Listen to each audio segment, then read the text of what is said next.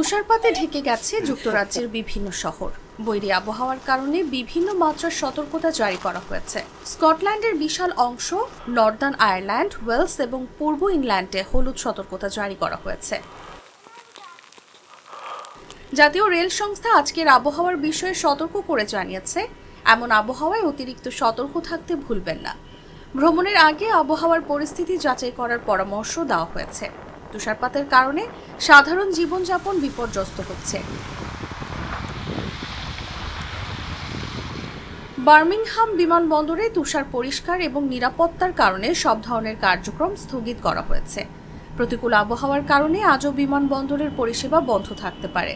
তুষারপাতের কারণে বেশ কিছু বিমানবন্দর তাদের রানওয়ে বন্ধ রেখেছে। ম্যানচেস্টার বিমানবন্দর জানিয়েছে, ভারী তুষারপাতের কারণে তাদের রানওয়ে সাময়িক সময়ের জন্য বন্ধ থাকবে। এদিকে লিভারপুল জন লেনন বিমানবন্দর সামাজিক মাধ্যমে এক পোস্টে জানিয়েছে, তুষারপাতের কারণে তাদের রানওয়ে সাময়িক সময়ের জন্য বন্ধ থাকবে, তবে বিমানবন্দরের কার্যক্রম চালু থাকবে।